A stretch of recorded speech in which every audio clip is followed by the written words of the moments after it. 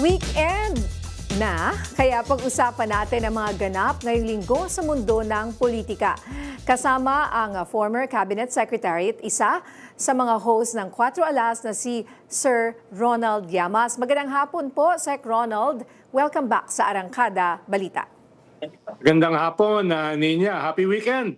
Happy weekend na! Pero bago yan, Friday muna. At pag-usapan lang po natin, let's recap itong impeachment trial this week. Sir Ronald, ano po ang masasabi ninyo dun sa naging impeachment trial this week, lalo na nung tinawag rin ng ilang legal experts, and I believe ikaw rin po you agreed, no sinabi nila na tila scam o na misuse yung confidential funds ng OVP at DepEd? Well, dati kasi ay alam na natin yung mga aliases na pinagtatawanan natin. Si Piatos, si Tempura, si Nova, nadagdagan na ni Andy Lim, etc. Pero lumabas na rin yan doon sa Quadcom, sa Justice Committee, sa House. Alam na rin natin yung mga notice of disallowance, bagaman mas naging konkreto ngayon dito sa impeachment trial. Pero may mga bago na sumulpot Halimbawa, nagre-reimburse pala yung Office of the President bago nila nakuha yung budget noong December 22. No? Nagre-reimburse sila doon sa ginastos nila ng December 13 to 18. Malinaw yan ay bawal doon sa rules ng COA. No? Ikalawa, ay nabalitaan din natin na itong liquidation report ng Vice President ay walang na-submit. Kaya nga tinanong 'di ba ni Amy Marcos yung mga tiga-COA ay ang ibig bang sabihin ito ay nagamit sa pampersonal na dahilan? Ang sabi ng COA, yes. Dahil pag wala kang liquidation report, ang presumption ng COA ay ginamit mo for personal gains. No, malinaw 'yon. Kaya ito yung mga bago na nadiskubre natin dito sa this week na impeachment. Dito sa usapin ng COA. At sigurado ko marami pa tayong madidiskubring mga bago next week dahil ang ipapatawag na ay yung mga disbursing officer ng DepEd habang si Vice President ang Secretary ng DepEd at saka mismo yung disbursing officer ng Office of the Vice President, si Acosta. Kung maalala mo, Ninya, ito si Acosta ay nag-collapse at kinakailangan dalhin sa ospital last year during the Congress hearing. Kaya tingin ko aasa pa tayo ng mas maraming drama.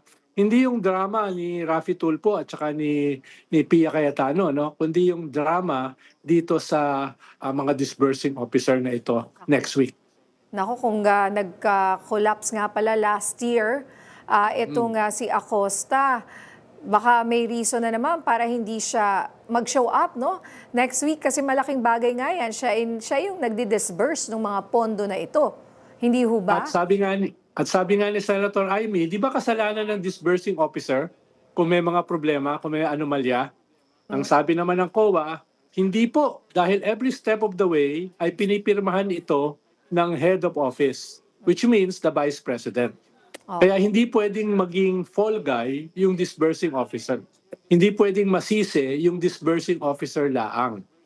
Pero hindi ko pa kasi alam, Ninya, kung ipapatawag pa yung mga possible smoking gun. Si Colonel La Chica, yung nag-distribute nung pera, allegedly, at actually bawal yun Bawal yun. Dapat yung magdi-distribute niyan, yung disbursing officer.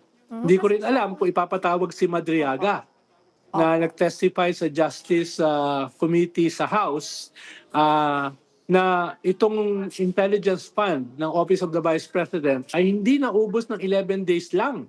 Naubos siya ng 1 day lang at isa siya mismo sa nag-distribute nito. Kaya asahan pa natin ang mas maraming drama dito sa article of impeachment na ito sa confidential fund. Actually, kung tutuusin, siguro nga, kailangan ng medyo mas madrama nga para mas interesting sa ating mga kababayan. Dahil yun na nga medyo sabi nga po natin, marami sa ating mga kababayan napagod na or na-bore. Sabi nyo nga, bored to death na. Buti na lang nandun si Attorney Lorna Kapunan para, di ba, to make things spicier. Hindi ho ba? Yes, dahil nga ito ay hindi lang isang judicial process, isa din itong political process. So, aasahan natin na performative din ito. At yun yung ginagawang role ni Attorney Kapunan. Nagpapatawa rin siya. Sabi nga niya, di ba, last week, di kung ayaw niyong aprubahan yung hawak naming AR na evidence, di gamitin na lang natin yung ebidensya niyo dahil manonood pa ako ng Odyssey. Yung mga ganun bang hirit. Tapos sabi nga niya, wag niyo na akong purihin para naman tong burol. Buhay pa naman ako.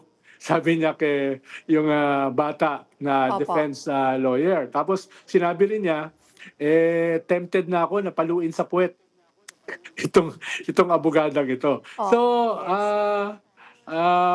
hindi naman siguro binababoy ni Attorney Kapunan yung impeachment process, medyo pinapasaya lang niya para yung mga tao ay patuloy na manood. Yun nga, nakita nga natin na sabi nga nila maaring part talaga ito nung proseso.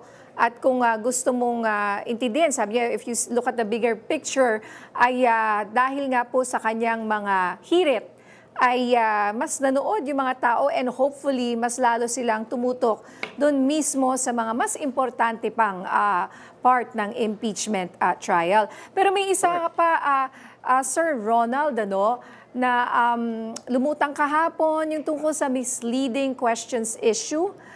May mga pumuna dun sa pagtatanong raw ng misleading at nagkaroon pa nga ng, di ba, social media post si Attorney Virgil Ligutan at sa Monday raw gagawin daw at apparently mas magiging strict na raw at pagbabawalan na yung mga ganito. Ano pong masasabi nyo dyan? Well, hindi ko sigurado dahil wala naman talagang rules pa na maayos tungkol dyan sa conduct ng mga prosecutor at saka ng defense na konkreto at saka malinaw. No? Ngayon siguro baka maglabas na yung presiding judge ng mas konkreto. Pero yung yung prosecution, hindi naman sila talaga inaasahan na maging neutral katulad ng mga senator judges. Yung senator judges nga, ang tawag sa sarili, neutral, pero hindi naman neutral. Sila yung dapat maging neutral. Yung mga prosecution, talagang one-sided yan. Kaya yung halimbawang na-post sa social media, tingin ko, bahagi lamang yan ng pagiging one-sided. Ngayon, kung yan ba ay may binabiolate na etiquette, siguro yun yung pwedeng pag-usapan sa Lunes. Opo. Pero tingin ko, hindi yan ganun kasama o hindi yan hindi yan mali. Dahil nga, yung mga prosecution ay talaga namang may mga kanyan. May mga Facebook yan. Meron naman talagang social media yan. At wala namang sinabi sa kanila, at least for now, kung ano yung bawal at ano yung pwede. Opo. Kung sakali na maglalagay sila ng rules sa Lunes, then hindi siya dapat retroactive. Hindi dapat gamitin yan labang kay Attorney Ligutan. Opo. And puntahan naman po natin yung latest Octa survey.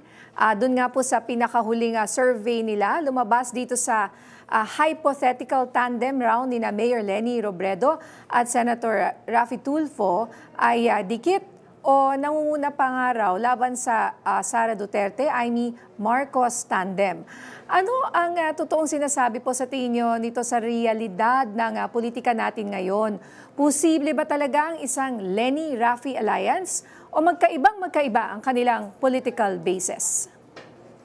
Ito mga naman talaga to nasa realm ng possible. Halimbawa, duda ako kung si Raffy Tulfo ay open mag-vice president. Pero baka mas open si Erwin Tulfo. So tingin ko Leni Erwin Tulfo tandem ay hindi imposible. Hindi siya imposible. Dahil at this point ay pareho naman silang nagsabi na hindi sila tatakbo, pero at the same time pareho naman silang nasa kampo na hindi Duterte. No?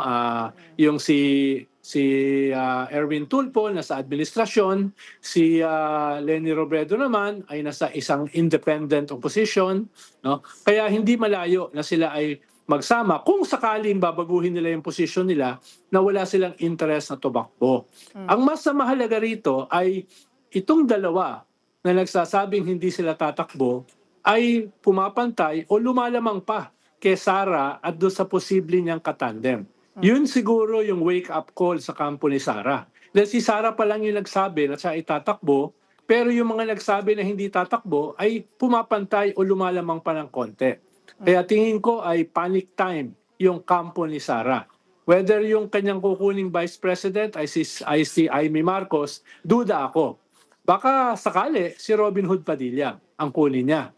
Dahil nga yung dating lumalabas na pangalan, si Marcoleta, ay nakakulong na at posibleng damaged goods na rin.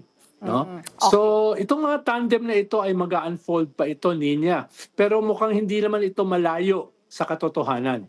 Pwedeng hindi pa siya ganun ka-eksakto, pero hindi rin siya ganun kalayo. Opo. Speaking of the Raffy Erwin Tulfo, yung magkapatid nga po no, na senador, sinasabi nyo na baka hindi si Raffy. Ito po ba ay dahil sa yung term kasi, pagka tumakbo si Senator Tulfo, kahit matalo siya, ay senador pa rin siya, hindi ba?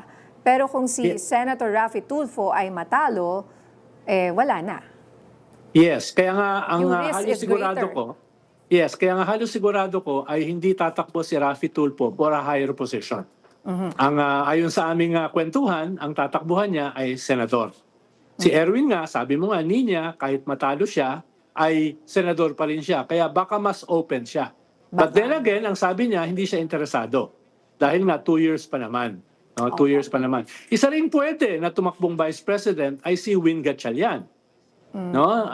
Dahil siya ay Senate President ngayon, at meron din siyang nabubuong traction.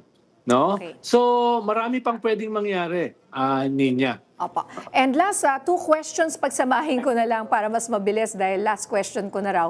Yung isa po, first question ko is about the Senator Lauren Legarda and Kong Leandro Leviste na umalis sa bansa sa gitna ng mga reklamo laban sa kanila.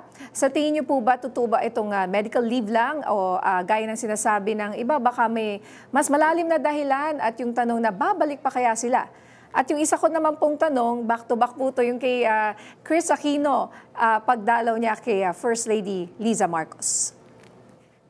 Well, yung una ay parang hindi naman maitatago yung dahilan ng paglabas ng bansa ng biglaan nung mag-ina. Ay dahil kinasuhan sila, binigyan sila ng preliminary investigation ng ombudsman. At hindi mababaw yung kaso na yun, no? Conflict of interest, no? Yung pagsingil sa kanila ng 25 billion do sa hindi pag-deliver nung nakuha nila franchise at saka yung pagbenta nila ng franchise na hindi sumunod sa proseso. Kaya medyo seryoso yon. At duda ako kung i-risk yan nung mag-ina. Kahit isang araw na makulong sila, hindi nila i-risk yan. Lalo na nakita nila na at least 2 sa kanilang mga kapwa senador ay nakulong na. No, kaya tingin ko hindi naman maitatago na yung dahilan sa kanilang paglabas ay less tungkol doon sa sick leave, kung hindi mas dahil dito sa kasong plunder na ikakaso sa kanilang mag-ina. No? At duda ako kung babalik pa sila in the immediate. Yung kay Chris, si Chris naman talaga naman siyang hindi naman siya political eh. Ibig sabihin, kung meron siyang gustong gawin, makipagkaibigan kahit kanino, ay ginagawa niya. Kaya hindi nakakagulat na siya ay dumalaw o siya yung dinalaw ng First Lady. Kumaga, kaibigan siya ng maraming mga tao at hindi political yung kanyang basihan sa pakikipagkaibigan. Alright, siya po yung dumalaw at nagbigay ng parang advance birthday cakes kasama yung kanyang 2 anak kay First Lady. Kaya happy birthday pala kay FL. Ano? Maraming salamat, Secretary Ronald Llamas. Salamat din, Ninya.